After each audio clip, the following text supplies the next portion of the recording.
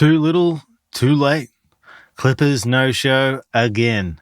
Down 22, entering the fourth. 2 games in a row. Pretty pivotal games too, which is a shame. I am Dave, the Lonely Clipper, and in this video I'm going to break down all of today's disappointing Game 5 action, including the most legendary stat line of the game, might not be going to a Clipper, spoiler alert, and the most lonely stat of the game, might be going to a Clipper, spoiler alert. Straight out of the gate of this one, was not feeling it early. The crowd was going nuts, as a home crowd in the playoff should do, but you just felt like Murray was on one really early. Michael Porter Jr., he was feeling good. Jokic wasn't looking himself. He was looking a little tired. The little step around floaters and the touch around the rim was not quite there. Harden seemed like he needed some smelling salts in the first quarter and in the second quarter and in the third quarter and in the fourth quarter. Bogdanovic, Bogey, got going. That was awesome to see. You thought maybe Bogey getting going was going to get them all fired up. Ty Lue having to call early timeout again. Clippers just going down so big so early in the last 2 games. Where's the energy? Are they tired? Westbrook was back today. And what is going on with Westbrook's three-point shooting? What is with DeAndre Jordan leaving the Clippers and all of a sudden he can shoot foul shots? What's with Westbrook going to the Nuggets and all of a sudden can hit threes? Where were they in last year's postseason, bro? Ouch!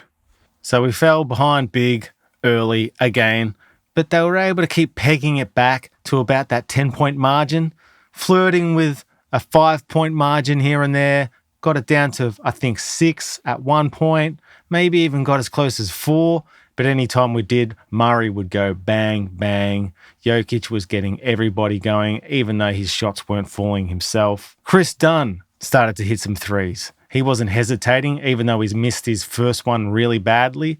It was awesome to see him not hesitate and hit down a few more. But Harden, he was doing nothing. Where was Harden? He wasn't even getting anyone else going either. Is this what every team that Harden's been on? Is this what all of their fans say? We've been caught, us Clippers fans, saying, we just want Ben Simmons to attack the basket. Why isn't he attacking the basket? But I'm sure every single fan that's been watching Ben Simmons play on their team has been saying the same thing. And maybe every fan that's had Harden on their team has been saying the same thing in the playoffs. We need a big Game 6 from Harden or we're toast. We need a big Game 6 and Game 7 from Harden or we're toast.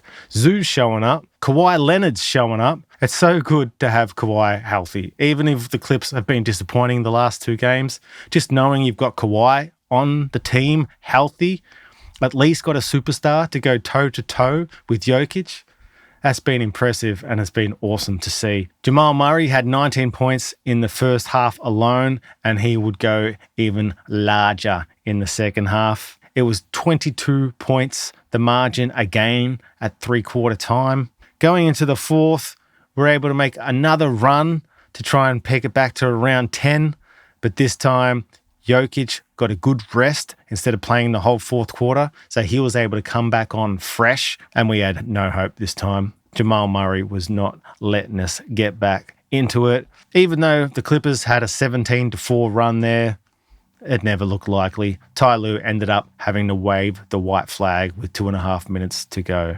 Just brutal. Everyone thought the Nuggets were in trouble after the Clippers had their big Game 3 win at home.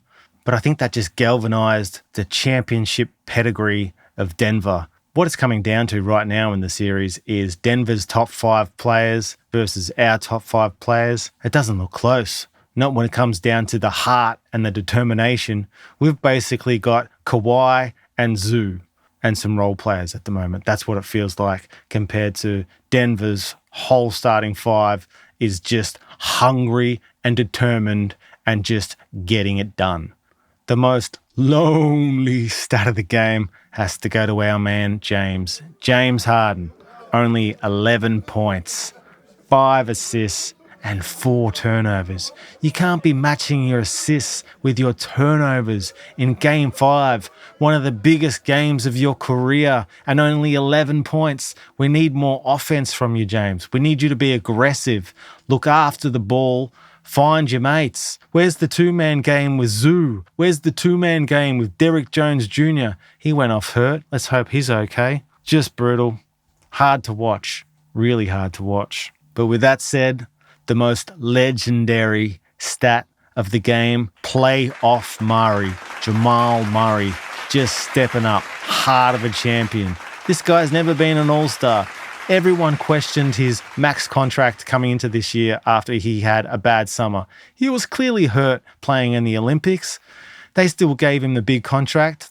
They must have known that he was going to be bouncing back and be okay. Just in time for the playoffs, 43 points, 7 assists, 3 steals, and only 1 turnover. He was able to give Jokic a night off, and I say night off. Jokic still got a triple-double. He still finished with 13 points, 12 assists, and 10 rebounds. Steve Ballmer, you've done so well. We love the stadium. We love how much you put into this team. But this team has to step it up and get it done for you. Is it the shrimp cocktails? Are you pampering these guys too much? Is this new stadium too shiny? Just give us one more win at Intuit Dome at least this year. Let's at least see this thing go to 7 games. Please. I am Dave, the Lonely Clipper. I'll be back after every game. Might only be one more to go. We'll see. But I'll be back right here after Game 6. So if you want to join me, chuck us a sub, and I'll see you in the next one. Peace.